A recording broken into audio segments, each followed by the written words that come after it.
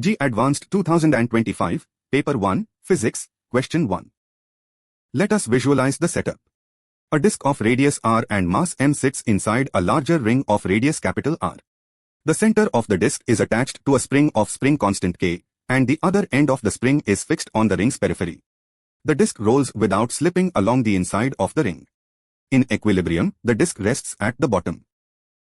The question asks, assuming small displacement, find the correct expression for omega, where the time period t equals to pi over omega.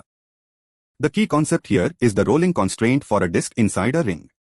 When the disk rolls without slipping inside the ring, for small angular displacement theta of the disk's center about the ring's center, the effective radius of oscillation is r minus r. The disk has both translational and rotational kinetic energy. For a solid disk, the moment of inertia is 1/2 mr squared. The restoring torque comes from two sources, gravity and the spring. Let theta be the small angular displacement of the disk's center measured from the bottom of the ring.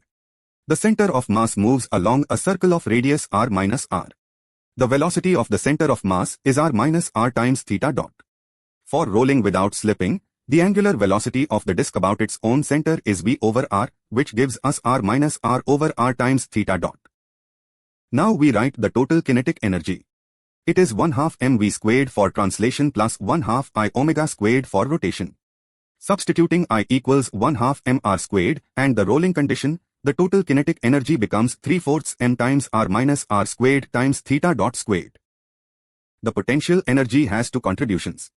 From gravity, for small theta, the height change of the center of mass is r minus r times 1 minus cos theta, which is approximately 1/2 times r minus r times theta squared.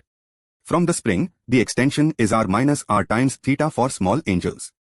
So the spring pay is 1/2 k times r minus r squared times theta squared. Using the energy method, we compare this with a standard SHM form. The effective omega squared is the restoring coefficient divided by the effective inertia. Solving this gives omega equals square root of 2/3 times the quantity g over r minus r plus k over m. This matches option A. The correct answer is option A. Exam tip: for rolling inside a curved surface, always use the energy method. Remember, the effective inertia for a rolling disk is 3/2 m, not just m.